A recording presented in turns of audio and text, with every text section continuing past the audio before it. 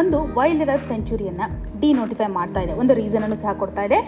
ಈ ರೀತಿಯಾಗಿ ಕೊಡುವಂತಹ ರೀಸನ್ಗೆ ಸುಪ್ರೀಂ ಕೋರ್ಟ್ ಇದು ಸರಿಯಲ್ಲ ಅಂತ ಹೇಳ್ತಾ ಇದೆ. ಸೊ ಅಸ್ಸಾಂ ಗೌರ್ಮೆಂಟ್ನ ಒಂದು ಇಶ್ಯೂ ಯಾವ ರೀತಿಯಾಗಿದೆ ಅಂತ ನಾವಿಲ್ಲಿ ಗಮನ ಹರಿಸಬೇಕು. 1998 ಒಂದು ನೋಟಿಫಿಕೇಷನನ್ನು ಫಾರೆಸ್ಟ್ ಡಿಪಾರ್ಟ್ಮೆಂಟ್ ಇಶ್ಯೂ ಮಾಡಿದೆ. ಸೊ ಈ ಒಂದು ಸಂದರ್ಭದಲ್ಲಿ ಯಾವುದೇ ರೀತಿಯಾಗಿ ಕ್ಯಾಬಿನೆಟ್ ಆಗಿರ್ಬೋದು, ರೆವಿನ್ಯೂ ಡಿಪಾರ್ಟ್ಮೆಂಟನ್ನು ಕನ್ಸಲ್ಟ್ ಮಾಡಿಲ್ಲ ಅನ್ನುವಂಥದ್ದಾಗಿ.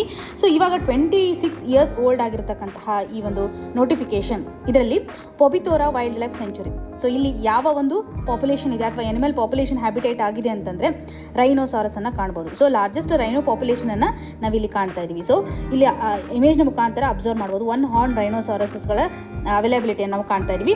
ಪ್ರಿಲಿಮ್ಸಲ್ಲಿ ಎಲ್ಲಿ ಕಂಡು ಬರುತ್ತೆ ಅನ್ನೋದನ್ನು ನಾವು ಈ ಒಂದು ಆರ್ಟಿಕಲ್ ಮುಖಾಂತರ ಗಮನ ಹರಿಸ್ಬೋದು. ಸೊ ಪೊಬಿತೋರಾ ವೈಲ್ಡ್ ಲೈಫ್ ಸೆಂಚುರಿಯನ್ನು ನಾವಿಲ್ಲಿ ಕನ್ಸಿಡರ್ ಮಾಡೋದಾದರೆ ಅಸ್ಸಾಮಲ್ಲಿದೆ. ಸೊ ಇಲ್ಲಿ ಯಾವ ರೀತಿ ಅಂತ ಅನಿಮಲ್ಸ್ಗಳು ಕಂಡು ಬರ್ತಾ ಇದೆ ಅಂತ ಇಲ್ಲಿ ಸುಪ್ರೀಂ ಕೋರ್ಟ್ನ ಒಂದು ವಾದ ಆಗಿರ್ಬೋದು, ಅದರಲ್ಲಿ ಸರ್ಕಾರದ ಒಂದು ವಾದ ಆಗಿರ್ಬೋದು.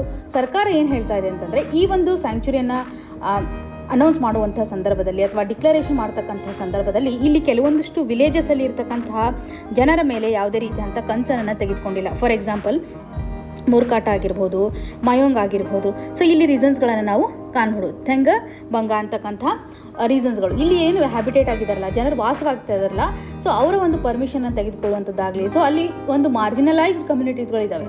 ಸೊ ಇವರ ಒಂದು ಸ್ವಾತಂತ್ರ್ಯತೆ ಆಗಿರ್ಬೋದು, ಅವರ ಒಂದು ಹಕ್ಕುಗಳನ್ನು ನಾವು ಇಲ್ಲಿ ವೈಲೇಷನ್ ಮಾಡ್ತಾ ಇದ್ದೀವಿ ಅನ್ನುವಂಥ ಒಂದು ಕಂಟೆಕ್ಸ್ಟನ್ನು ಸಹ ಕಾಣ್ಬೋದು. ಹಾಗಾಗಿ ಸರ್ಕಾರ ಈ ಮೊದಲು ಕೊಟ್ಟಿರುವಂಥ ಒಂದು ನೋಟಿಫಿಕೇಷನನ್ನು ಇವಾಗ ವಿತ್ಡ್ರಾ ಮಾಡಲಿಕ್ಕೆ ಮುಂದಾಗ್ತಾ ಇದೆ. ವೈಲ್ಡ್ ಲೈಫ್ ಸೆಂಚುರಿಗೆ ಸಂಬಂಧಪಟ್ಟಂತೆ ಒಂದು ಕಮಿಟಿಯನ್ನವರು ಸಹ ಸೆಟಪ್ ಮಾಡ್ತಾ ಇದ್ದಾರೆ. ಸೊ ಇಲ್ಲಿರುವಂತಹ ಫಾರೆಸ್ಟ್ ಡ್ವೆಲ್ಲರ್ಸ್ಗಳ ರೈಟ್ಸನ್ನು ಪ್ರೊಟೆಕ್ಟ್ ಮಾಡಬೇಕು ಅನ್ನುವಂತಹ ಸರ್ಕಾರದ ಒಂದು ಕನ್ಸರ್ನನ್ನು ನಾವು ಆರ್ಟಿಕಲ್ ಮುಖಾಂತರ ಕಾಣ್ಬೋದು.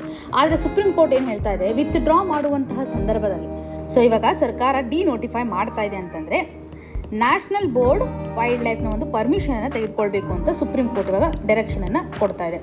ಸೊ ಈ ನಿಟ್ಟಿನಲ್ಲಿ ನಮಗೆ ಪ್ಲೇಸಸ್ ನ್ಯೂಸ್ ಆಗಿರ್ಬೋದು, ಸ್ಪೀಷೀಸ್ಗೆ ಸಂಬಂಧಪಟ್ಟಂತೆ ಆರ್ಟಿಕಲನ್ನು ಕನೆಕ್ಟ್ ಮಾಡ್ಬೋದು. ಇಶ್ಯೂ ಯಾವ ರೀತಿಯಾಗಿದೆ ಅಂತ ನಾವಿಲ್ಲಿ ಕನ್ಸಿಡರ್ ಮಾಡ್ಬೋದು. ಸೊ ಡಿನೋಟಿಫೈ ಮಾಡುವಂಥ ಸಂದರ್ಭದಲ್ಲಿ ನ್ಯಾಷನಲ್ ಬೋರ್ಡ್ ಆಫ್ ವೈಲ್ಡ್ ಲೈಫ್ನ ಒಂದು ಪರ್ಮಿಷನನ್ನು ಇಲ್ಲಿ ತೆಗೆದುಕೊಳ್ಬೇಕಾಗುತ್ತೆ ಅಂತ. ಬಟ್ ಸ್ಟೇಟ್ ಗೌರ್ಮೆಂಟು ಅಲ್ಲಿರುವಂತಹ ಜನರ ಒಂದು ರೈಟ್ಸನ್ನು ಪ್ರೊಟೆಕ್ಷನ್ ಮಾಡಲಿಕ್ಕೆ ರೀಸನ್ಸ್ಗಳನ್ನು ಕೊಡ್ತಾ ಇದೆ. ಸೊ ಇವಾಗ ಒಂದು ಕಮಿಟಿನೂ ಇದೆ, ಇದನ್ನು ನೋಡಲಿಕ್ಕೆ ಅದು ಯಾವ ರೀತಿಯಾಗಿ ರೆಕಮೆಂಡೇಷನ್ಸನ್ನು ಮಾಡುತ್ತೆ, ಏನು ಕ್ಲೇಮನ್ನು ಮಾಡುತ್ತೆ ಅನ್ನೋದ್ರ ಬಗ್ಗೆ ನಾವು ಕಾಣ್ಬೋದು.